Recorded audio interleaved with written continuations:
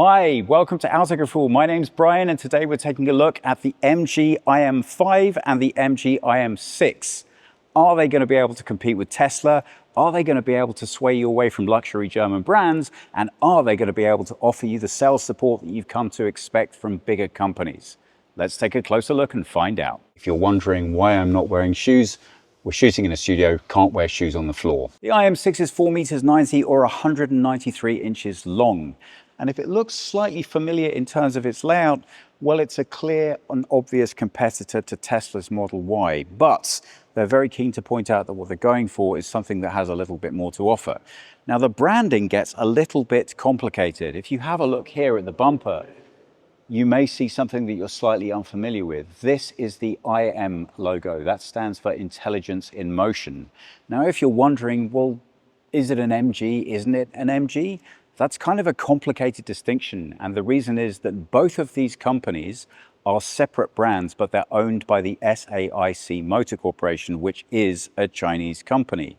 So the reason for the slight confusion is that by making it an MG, they're able to take full advantage of the dealer network and all of the support that that brings, but the car itself inherently belongs to the IM brand. So something of a little bit of confusion over the branding, but all in all, you should get the benefits of both of those systems. This is going to become a much more common logo in future. So hopefully you like it. You're going to be seeing a fair bit more of this, I think. In terms of styling, well, I don't think on the front end there's a huge amount that makes this stand out massively distinctive from many other electric SUVs on the market. But I think that's a good as well as a not so good thing in that it doesn't do anything to offend. It looks solid, it looks well put together, and it looks properly thought through. These lights are full LED, and a lot of the options on this car come as standard. Across the entire network, there are many different options for the way that these cars can be configured. This car was launched a year ago at Goodwood in the UK, and it's been available to order there and buy since the end of last year. So these are already on the road in the UK. But SAIC, the parent company, wanted to do different launches in different countries. So this then will be the launch for Germany, the Benelux countries, and also France. Because of that, even though there are many different options, the option range that has been selected for those countries are very straightforward and easy to navigate. In short, most of what you see here today will be exactly what there is available to order and get delivered in Germany. Now, as we sweep round to the side of the car, some things are going to start looking a little bit more familiar. That brings you right into these wheels, which are 21 inches. These are custom just for the car, and as you can see, the logo is central. Also featuring Continental brakes specifically designed for this system. Now, as you come slightly through to the back, I think they've done a good job visually of compressing down some of the mass of the SUV. This whole bottom section, as with all electric cars, is where the battery is located. Whatever you buy in Germany is going to be coming with a 100 kilowatt hour battery. But it does explain the size and depth of the floor because you still have a lot of battery to fit in. You have a choice of two powertrains. The lower one, which is just rear wheel drive, will give you 300 kilowatts or 407 horsepower of output. The larger one with all-wheel drive, 553 kilowatts or 751 horses. That one will propel you from 0 to 100 kilometers per hour or 62 miles an hour in just 3.5 seconds. If you go with the only rear wheel option, you get 5.4 seconds for that time. But you do get a range of 625 kilometers. And if you go with all-wheel drive, 545. So what's more important to you, power or distance? Speaking of battery, obviously, as you'd expect, everything on this car pretty much has bells and whistles you expect with electric cars. Roman's doing the filming, say hello, Roman. We're discussing earlier these things. Now, these are a little bit controversial at the moment. You may or may not be aware, but a lot of people have been concerned about flush handles causing issues and risks with accidents getting into the car. Now, I think that's more of an issue with cars that are being presently designed now. But MG have actually done something to make that less of an issue here, where all these handles can actually pivot manually. These aren't flush at the moment, but as you can see, there's actually the potential to cantilever this even when it is flush. So just in case you're concerned about staying safe while you're driving, always a good thing to do, they have that covered. Now, round at the back, things also start looking a little bit familiar. Tell me, what does this light signature remind you of? I'm going to guess it's only going to take about 3 seconds for somebody to post in the comments which car it is. I'm not going to say, because I think it's more fun to find out what you guys think. But I'm very interested to know if that's a deliberate ripoff or really just accident. At the end of the day, there's only so many designs going, and you're going to start copying at some stage. I like the way that this is delivered. I think it doesn't look too overstated. It's subtle, it's distinct, but there's enough here to make you feel that this is individual. If you're parking this car in a busy lot, you're still going to be able to see it from the rear end, and I think that's a clear benefit. So, the rear end of an SUV is never the most romantic spot of it, but I think this one's pretty tasteful. What do you think? Let's talk about the charging. So, interestingly, you have touch to get in, and what we're never quite sure about is why the inclusion of these still. Given that so many things are electric and automatic, it just feels a little bit clunky to have to deal with that as well. And obviously they're going to pick up a little dirt and grime from the body while you're busy charging your car. And as that's something you have to do an awful lot, well then, I don't know, this feels as if it could have been slightly better thought through. But that aside, the important detail on this car is obviously the 800-volt architecture. Why? Well, if you're new to electric cars, that dictates the speed at which you can charge it at. This has a maximum charging speed of 396 kilowatts. If again, that doesn't mean a lot to you, how about this? It will charge at that rate from 10 to 80% in just 17 minutes. Now, that might sound very impressive because it is, but it's worth bearing in mind that 400 kilowatt charging stations are not common. You have to check to see if you have one locally, and even if you do, they don't always run at the fully advertised speed. So realistically, it's a very nice to have feature, but it's still better to plan on not quite getting as fast as that in your everyday real world usage. That said, it is the direction of travel for most electric vehicles, and it's nice to have it. I just would like it if there was a little bit more of the same finesse put into this that was put into that. This is a really nice feature for me. These frameless windows really help reduce the overall bulk of the car. And if Roman comes around with the camera, you can actually see that the glazing here is all double thickness. We'll come on to that a little bit more later. But one of the outstanding features of this car is the quiet and peace of the ride. So if you're somebody that really likes to have a quiet interior space, this delivers a lot. So, seats, favorite bugbear. Well, regular viewers will know that Thomas's #1 concern is always, is it sustainable and are there any animals used in the construction? Well, we're very happy to tell you it's all plant-based leather. So, no animals here. But the seats feel really good. I love the way that fake leather's getting better every single year. And this feels great. Really nice. Is it any good to sit in? Well, let's find out. First impressions, a very nice, firm, supportive seat. Maybe not quite as much holding on the sides as I might like, but it is an SUV. It's hardly a sports car, but that said, it does have a pretty aggressive acceleration, so I think I might have liked just a little bit more lateral support. The seat feels very firm and very solidly built, and with the electric controls that you have on the side, which I have to say feel a little bit cheap and plasticky compared to competition, they don't feel as nicely delivered as the rest of the seat. So hopefully you're going to be able to not need to mess with this too much after you've actually found your perfect driving position. While we're on the subject of the seats, if the seat's the first thing to hit you every time you get into a car, the second thing is usually the driver's display. Well, we have a 10.5 touchscreen down here and a 26-inch driver display up here.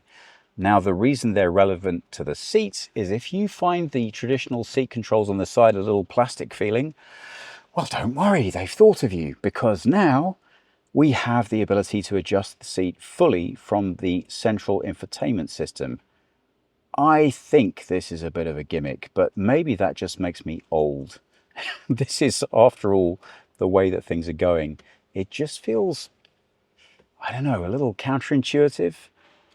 But to be honest with you, I'm a guy who still thinks manual seats are good. So, you know, I'm a bit of a dinosaur in that regard. Now, back on the infotainment system, well, clearly they didn't build all of this digital real estate and not use it. I think it's a bit of an elephant in the room to discuss whether or not you want or like physical controls. So I'll just settle myself on this. If you're a person that still likes knobs and dials and isn't convinced, you're not going to get on with this. This is a fully digital experience. But one, I'm a dinosaur, and two, everybody else more or less is on board with this. So how does this work in this car? Well, the driver's display is divided, broadly speaking, into two sections. The right side is touch responsive, so you can change settings and features directly from the menu here. Everything's designed to feel and look a lot like a tablet layout. We're getting more and more familiar with that all the time. What it does offer you the chance to do is to make full use of things like the onboard cameras. That's especially great if you're trying to park. Now, on that subject, let's just see as an example how that would work in the real world. I've arrived where I want to be, and I can immediately touch this button here. Now look what that's done. That's pulled up my cameras, so I can see right the way around the vehicle, and I can see what the cameras are seeing. So that's helpful.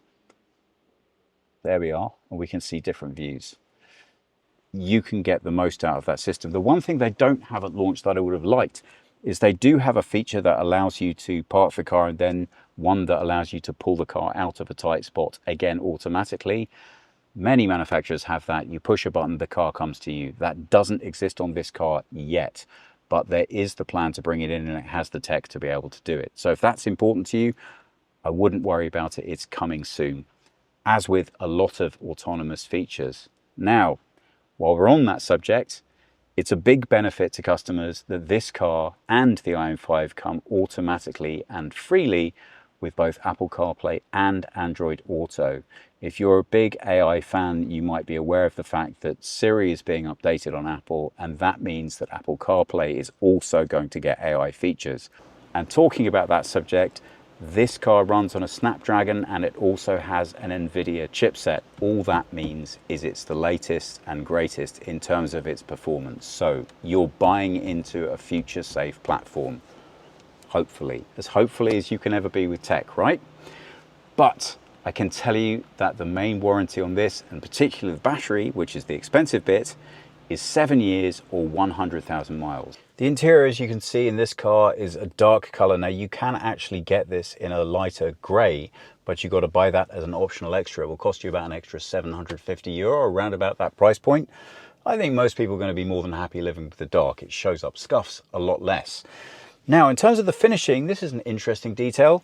The logo in the middle here, the IM logo, this is part of the safety testing on a car. So because there's an airbag integrated into this, although there was some discussion about it being nice if it featured the MG logo, if they had done that, they would have to re-crash test the car. And for that reason, you get the IM logo here as well.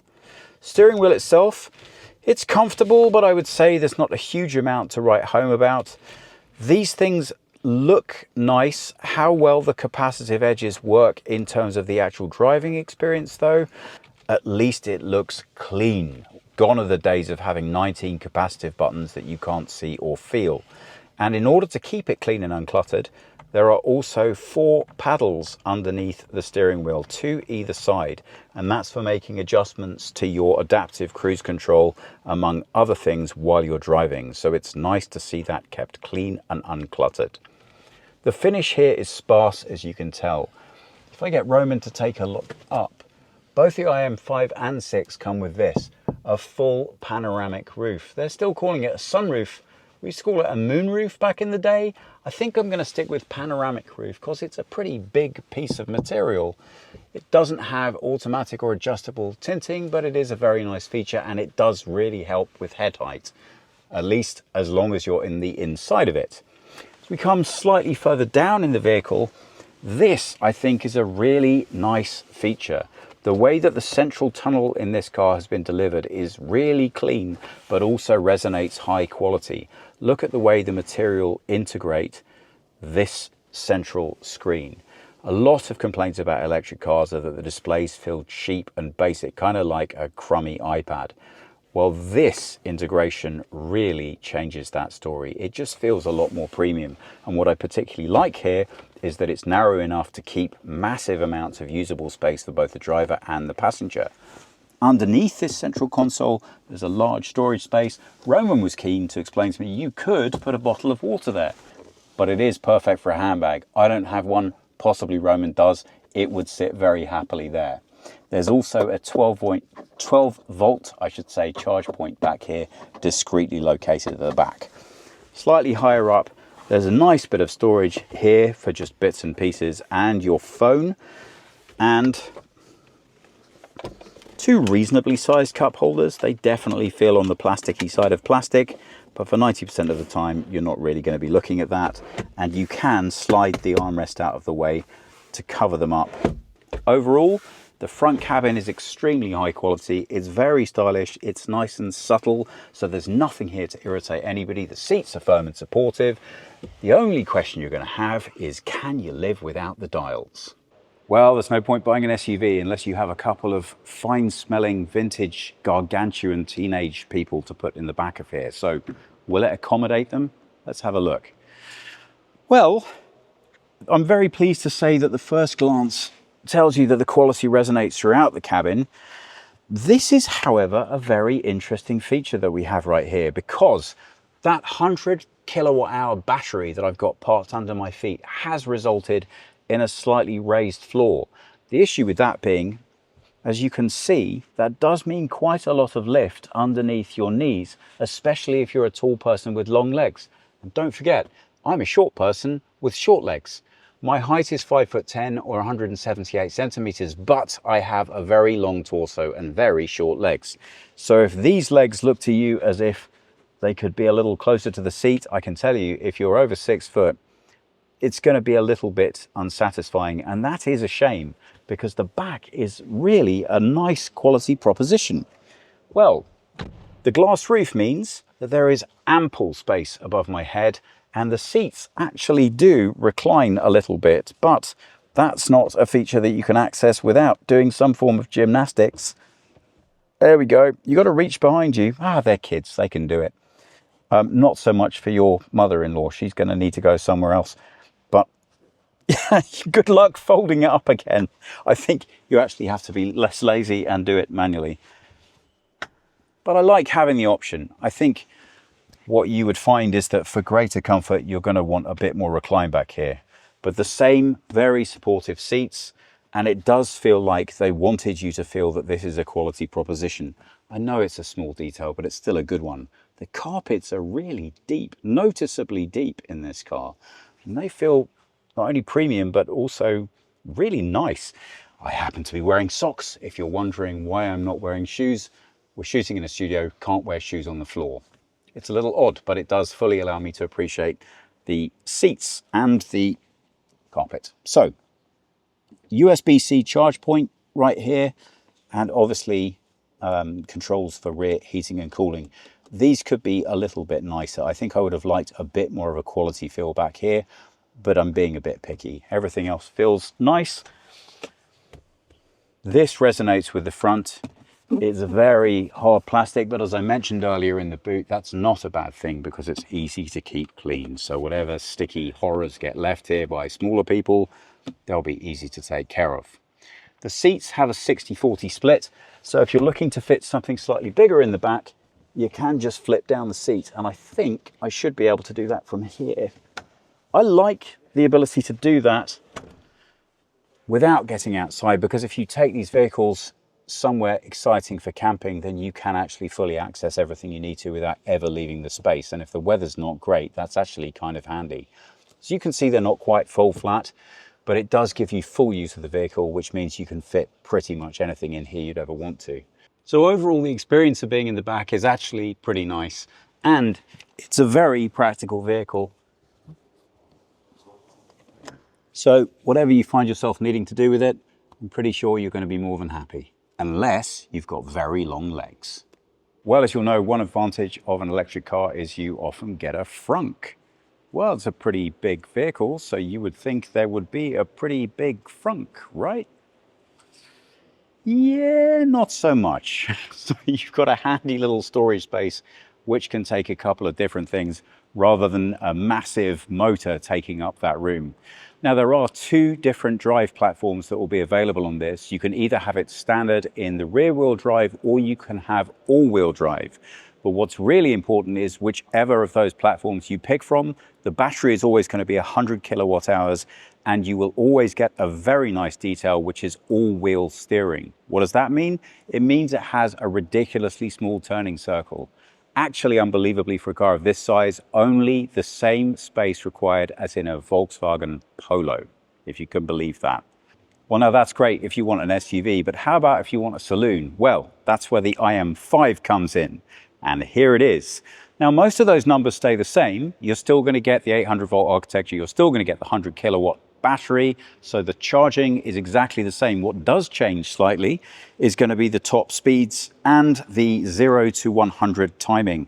On this car, you're looking at only 4.9 seconds if you have the lighter motor configuration, or 3.2 if you go with all-wheel drive. The range, as you'd expect, is also slightly further. 710 kilometers if you go with the rear-wheel drive only, and 575 if you're going with all-wheel drive. So this one's a bit of an opinion splitter. I have to tell you, Roman, who's doing our filming today, thinks that this is the more aesthetically pleasing product.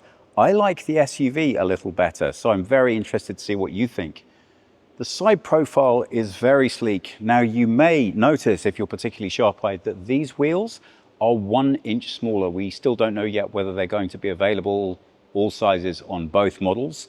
And again, the light signature wrapping into the side really visually disrupts the bulk of the side of the vehicle. Possibly because we've just been looking at the SUV. It does look a lot sleeker, a lot more compressed, but I think that's just the vehicle style. The height's nice, the space is good.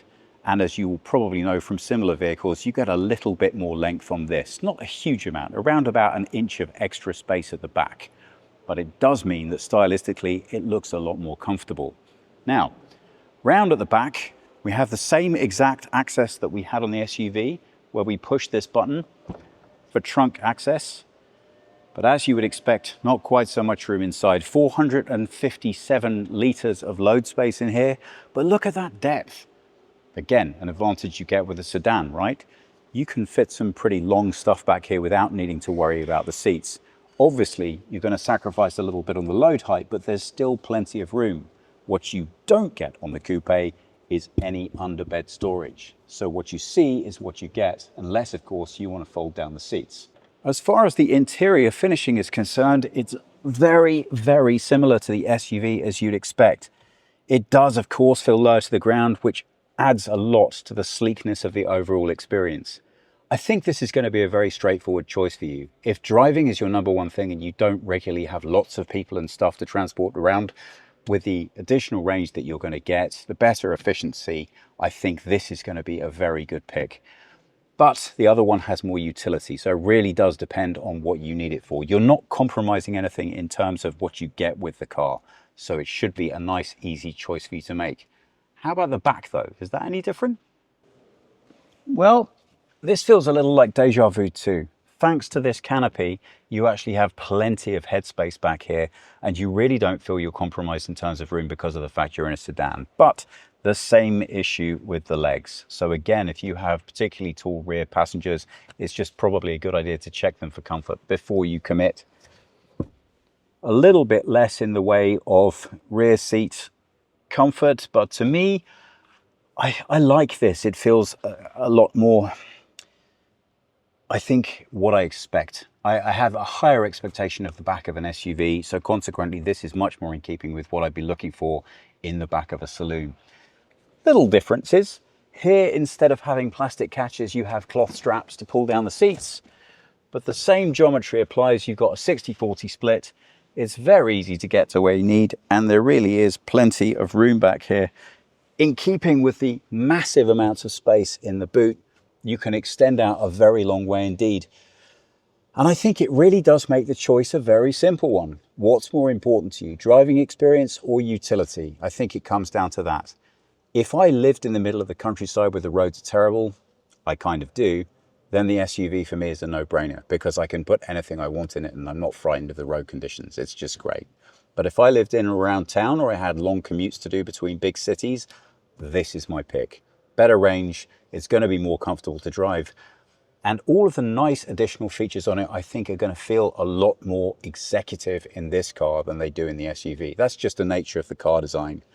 But overall, I think it's going to be a very nice, easy choice for you. Well, I don't know if this is going to make Roman happy or not, but he didn't like the disconnect between the powered flap and the plastic interior. No such problem here, because it just all feels a little bit more like it matches the flaps. I don't know about this. I think that could have been done a little better, but you know what? It's not the end of the world, and I'm pretty sure I get used to it. So the MG IM5 and 6, what do we think? Well, lots to like and lots to still be a little bit puzzled about. Is it going to be a clear competition for Tesla? The answer is a resounding yes. Given everything this car comes with as standard, it's a huge value proposition. Can it take on its German competition? Well, that remains to be seen. I think they still have a slightly more premium feel, but this is a very good step in the right direction. And when you consider the value proposition, well, although you might like the German competition, your bank balance is really going to like these cars. And if you try them, you might decide that that's okay after all. The third question was, but what about the support? Thanks to it being an MG, yeah, okay, it might not feel entirely like an MG, but it does gain the use of the dealer network and support systems that MG has to offer. You have a very compelling offer here, and please let us know what you think.